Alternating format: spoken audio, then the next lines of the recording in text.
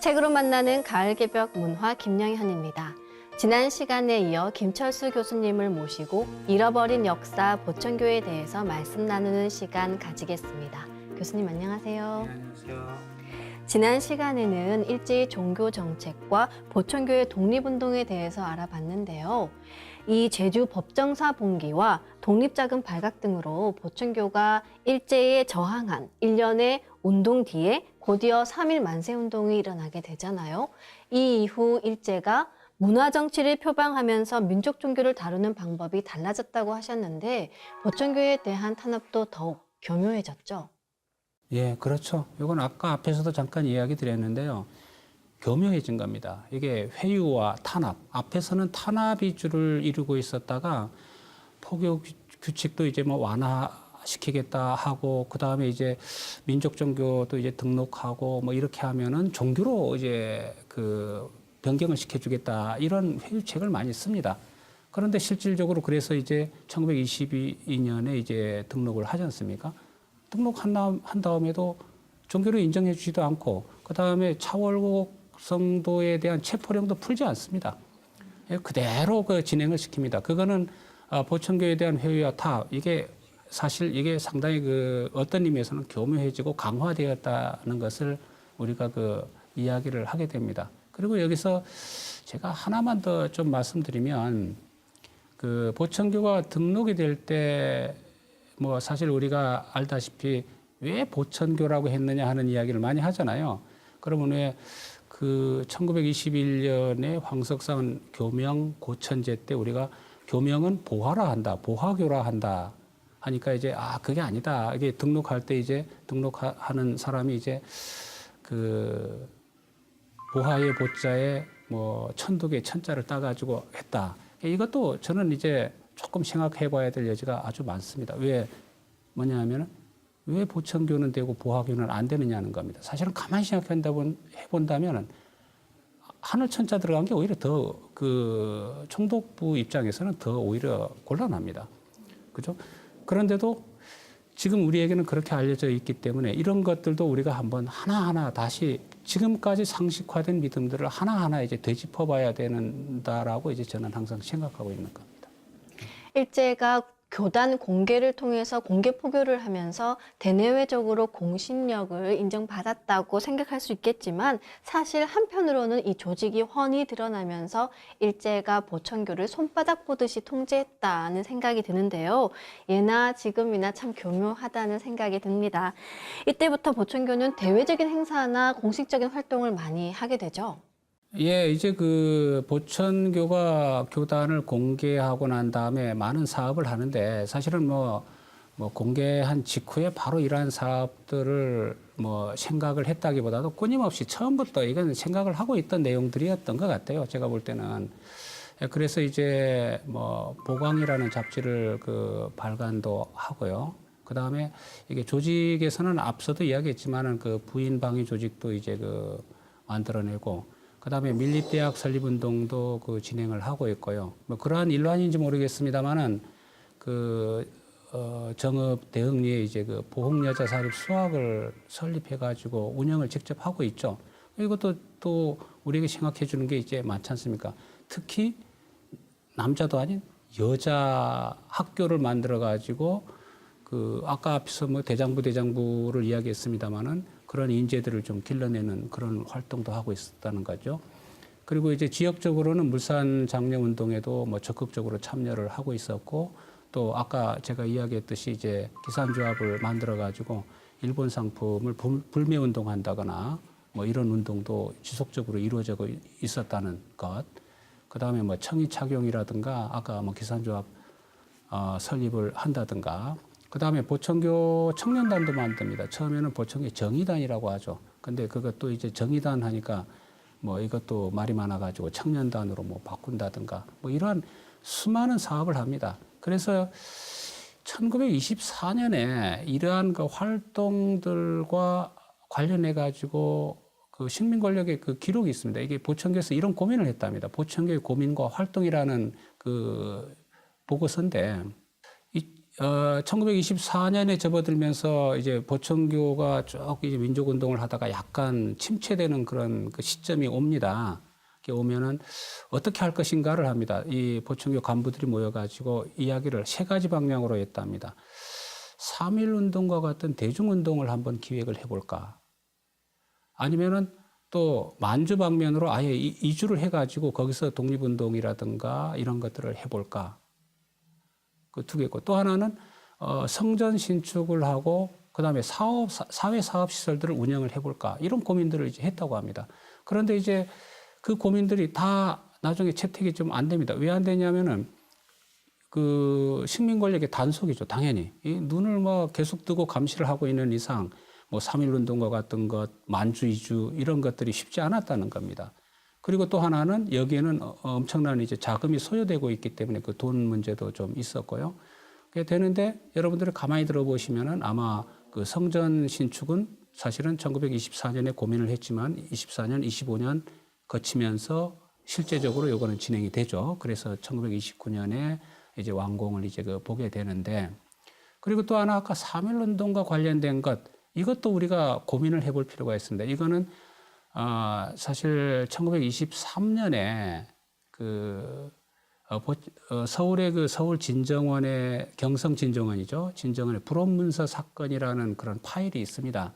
여기를 보면은 어떤 내용이 들어있냐면은 1923년 9월 1일이 되면 일본에서 관동 대지진이 일어나잖아요. 이 관동 대지진이 일어나니까 일본도 사회가 불안하고 이 한국에서도 식민지 조선에서도 이 사회가 상당히 불안합니다. 이러한 불안한 때를 타가지고 뭔가 일을 도모해보자는 사건이 바로 이 불온문서 사건입니다. 그래서 이제 어떤 그 선전문을 인쇄해가지고 사실 이걸 배포하려던 계획입니다. 그런데 이게 성공하지 못하고 그 전부 다 적발이 됐죠.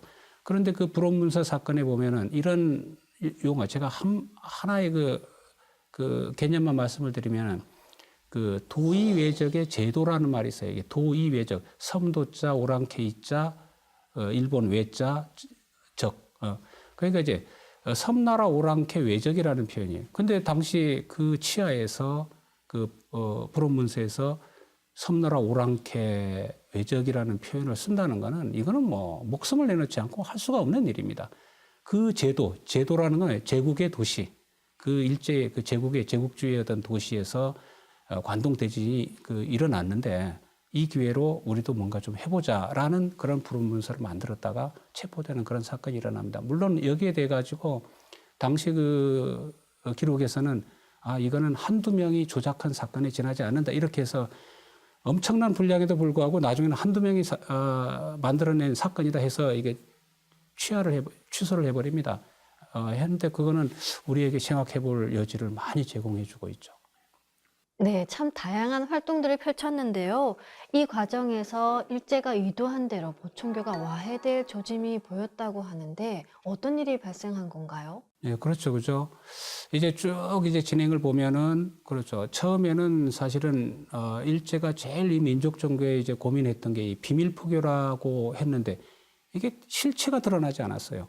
그런데 결국은 회유와 회유를 거듭해가지고 1922년에 등록을 하게 해서 이게 그 실체가 이제 딱 드러났죠. 그다음부터 실체가 드러나니까 여기에 이제 일본의 어떤 그 탄압 정책을 구사할 수 있는 여지가 이제 많아지기 시작한 거죠. 그래서 쭉 이제 진행이 되지 않습니까? 예, 그런 와중에 사실은 1924년에 접어들면서는 그 최남선에 창간한 시대일보 사건이 있습니다. 이거는 조선일보 동아일보와 더불어 가지고 당시 그 민간 3대지가 이 시대일보인데 이게 경영난에 처하자 이제 이 시대일보를 인수하려는 그런 움직임을 이제 보였죠.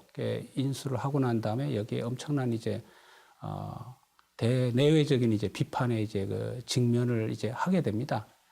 안 그래도 이제 1924년이라는 시점은 사실은 이제 보천교에서 가장 논란이 됐었던 그 천자등극설의 해입니다. 우리가 흔히 갑자년 천자등극설이라고 우리가 하는데 갑자년 1924년이 되면은 보청교회 교주가 천자로 등극할 것이다. 물론 여기에 대한 말이 많습니다. 이건 뭐 제가 보기에도 그렇습니다. 이거는 차경석도 이것 때문에 이제 원통해했죠. 내가 언제 그런 이야기를 했냐. 그 다음에 전면적으로 부정을 합니다. 실질적으로 이 천자 등극설에 대해서는. 그러면서도 부정한다고 해서 이게 아니라고 하지는 않습니다. 왜냐하면은 아니 남아가 그렇게 태어나서 그 정도 하면 천자 한번 해봐야 되는 거 아니야. 그런 정도까지 합니다. 그러니까 이 천자 등극설이라는 거는 어떻게 본다면은 당시 식민 권력과 언론이 만들어낸 하나의 뭐라 할까요? 하나의 이 왜곡이라든가 탄압을 하기 위한 구실이면서도 실질적으로 보청교 내부에서도 왜냐하면 새로운 나라 건설이기 때문에 그런 의도가 없는 것은 아니라는 거죠.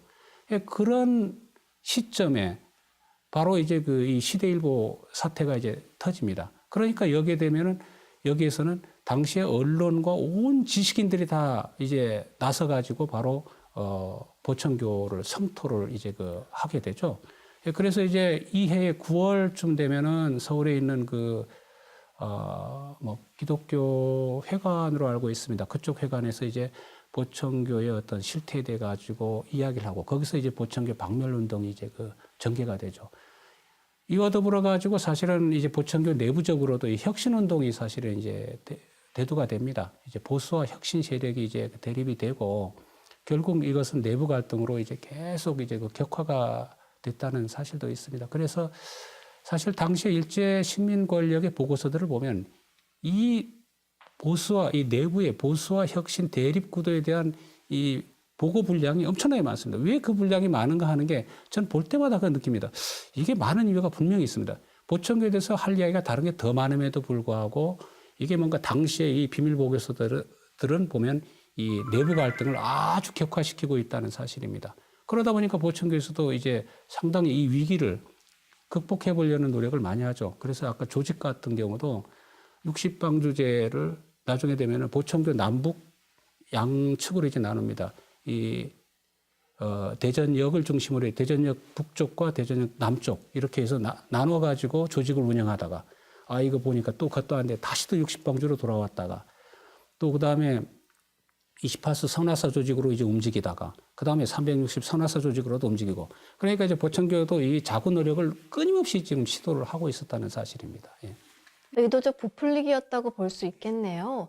교단을 세상에 공개하자마자 내분이 일어났으니 일제가 그 기회를 놓칠 리 없었을 텐데요. 그런데 이 보청교 분열을 가속화시킨 사건이 또 있었다고 하죠. 시국 대동단 사건에 대해서 말씀해 주실까요? 예, 그렇습니다. 이 시국대동단 사건이 상당히 논란의 대상이 되고 있는데요. 사실 뭐 여기에 대해서는 제 입장도 할 말도 많지만은 또 말할 거리가 적은 게 바로 이 문제입니다. 그리고 이제 저도 언젠가 되면은 이 시국대동단 사건의 진면모를 한번 조금 파봐야 되겠다 하는 생각을 지금 하고 있는데 사실 아까 이야기했듯이 이 보청교가 1924년을 거치면서 상당히 어떤 침체의 어떤 늪에 들어가게 됩니다. 그러면서 고민이 많고 어떻게 해나가야 될까? 아까 이제 고민과 활동을 이야기했습니다만 어떻게 해나가야 될까? 이런 이제 생각을 하게 됩니다. 그런데 앞에 아까 그 고민에서 나왔던 세 가지 정책들이 아마 여기서는 시행이 안 되고 그 대신에 이제 보청교에서는 보청교 주요 간부들을 일본 쪽으로 보내가지고 동경으로 보내가지고 보청교 취지를 한번 설명케 하자 이렇게 합니다. 그래서 동경을 이제 방문을 하게 되죠. 그래서 이제 동경을 방문을 해서 그쪽에서 이야기한 내용과 그 당시 어떤 이 총독으로 오게 되는 사람과 이야기하는 그런 과정에서 그쪽에서 제시한 게 뭐냐면은 우리가 흔히 시국광구단이라고 하죠. 시국광구단을 만들어 가지고 어차피 총독 정치를 홍보하는 그런 연설회를 만들어서 전국을 순회를 하라. 그럼 우리도 뭐 지원도 해주겠다 하는 그런 내용입니다. 그렇게 해서 이거를 갖고 돌아왔을 때 차월곡 선생은 뭐냐면 시국 광구라는 말은 좀 이건 그렇다. 이건 너무 크고 해서 우리 주위가 대동이니까 대동이라고 해라 해서 시국 대동단을 이제 만듭니다. 만들어 가지고 이제 결과적으로는 1925년 1월부터 한 6월 정도까지 한 6개월간 이걸 운영을 하게 됩니다. 그래서 이제 뭐 전국에서 이제 뭐 전국이라고 해도 사실은 몇 번 하다가 이게 하도 이제 일반 민중들하고의 이제 갈등이 생겨가지고 사실 하지는 않습니다. 그런데 여기서 왜 제가 조금 유의를 해야 된다라고 이제 말씀을 드리느냐면은 이 차월국 선생이 이 시국 대동단이라고 이야기를 하고 이걸 어떻게 운영을 하고 어떻게 조직을 해라라는 그 이야기들이 있습니다. 그런데 그대로 진행이 되지 않았다는 겁니다. 그대로 진행이 되지 않습니다. 그래서 나중에 되면은 차월국 선생님도 상당히 통탄합니다. 이거 도대체 내가 한 대로 되지도 않고 보고도 올라오지 않고. 그런데 여기에서 더 나아간다면은 사실 이 시국대동단이 결성되고 그 조직을 운영하는 데는 그 당시에 친일단체가 있습니다. 이게 11연맹이라고 하는데 11개의 친일단체가 모여가지고 있는 조직인데 여기에서 이제 개입을 해버리는 겁니다. 그러다 보니까 이게 여기에서는 보청교라는 명칭을 빌려가지고 시국대동단이라는 이름으로 돈을 받으면서 전국을 다니면서 이제 강연해. 그것도 그 강연의 내용은 당연히 일본의 정책들을 지지하는. 이렇게 되다 보니까 당시 조선 민중들하고는 완전히 이제 뭐 대응이 있었죠. 그러니까 이제 조선의 당시 민중들은 이제 보청교 박멸운동 앞에 있었던 박멸운동에 가담을 해서 보청교 성토 대회가 여러 곳마다 이제 열리게 되죠. 이거는 상당히 좀 보청교 입장에서는 사실 친일이라는 명칭을 갖게 되는 중요한 그 계기가 되는데 사실은 아까도 가만히 들으면 생각하시면 이건 철저하게 식민 권력에 있어 이용당한 그런 그 사례가 된다라고 저도 이제 생각을 하고 있습니다. 어떻게 보면 좋은 의도에서 시작한 일이었지만 결국 일제 강제에 속아 넘어갔는데요. 이 때문에 보청교는 민족의식 선양과 대한 독립에 큰 업적을 남겼음에도 불구하고 이 위대한 업적은 역사 속에 묻히고 친일표라는 꼬리표가 붙게 되었거든요. 이것이 결국 일제가 목표했던 것이죠. 그렇죠. 그래서 이제 결국은 보청교는 그 식민 권력이 의도한 대로 1925년을 지나면서는 급격한 쇠락의 길을 걸었던 건 사실이죠. 각종 자구책이 이제 실패를 했던 것이죠. 그죠? 예. 그러다 보면 나중에 1929년 정도가 되면은 아까 이제 11전이 이제 완공이 되죠. 예, 완공이 되면서 다시 또 이제 차월국이 뭐 천자에 오를 것이라는 그런 소문도 이제 또 무성하게 이제 돕니다. 그런데 이게 거꾸로 이제는 식민 권력은 이를 빌미로 아주 보청교 간부들을 전부 다 체포하고 뭐 조사를 하게 됩니다. 여기에서 이제 차월국은 이제 교리까지 바꾸어버리는 그런 일이 생기게 되죠. 근데 이거는 오히려 보청교의 어떤 희망을 준 게 아니고 많은 보청교를 믿었던 사람들에 대해서는 이제 실망을 많이 주게 되죠. 결국은 이후에는 많은 보청교 교도들로부터 이제 수많은 소송을 이제 당하게 됩니다. 그렇게 휘말리게 되죠. 그래서 교단이 이제 압수수색하는 그런 상황까지 이제 맞게 되고 그러다가 1936년이 되면은 차월국이 뭐 세상을 떠나게 됩니다. 그러자마자 이제 곧바로 이제 식민 권력은 보청교를 해산시켜 버리게 되죠. 해산시킴과 더불어 가지고 보청교 본소 건물들을 전부 다 아예 흔적을 깡그리 삭제하려는 거죠. 매각을 하기 시작을 합니다. 뭐 다 아시다시피 그래서 보청교 본소의 뭐 11전이라든가 여기에 사용되었던 자재들을 뭐 우리가 흔히 뭐 서울의 뭐 조계사에도 이제 뭐 갔다고 하고요. 아까 이제 뭐 기와 같은 경우도 뭐 청와대 전시 뭐 경무대로도 이제 뭐 갔다고 하고요. 그래서 완전히 흔적을 완전히 파괴해버렸다 해도 뭐 과언이 아니죠. 그런데 여기서 또 하나 여러분들이 나중에 곰곰이 생각을 해보실 게 뭐냐면은 1936년 이 보청교 해체와 더불어 가지고 일제 식민 정책에서 심전 개발 운동이 이때부터 본격화됐다는 사실도 주의할 필요가 있습니다. 이 심전 개발 운동은 그때까지 있었던 나머지 각 종교단체의 지도자들을 모아가지고 바로 이제 이 조선 민중들을 이제 뭐 어떻게 본다면은 안 좋은 말로 하면 사상개조죠. 뭔가 자기들 의도대로 한번 해보자.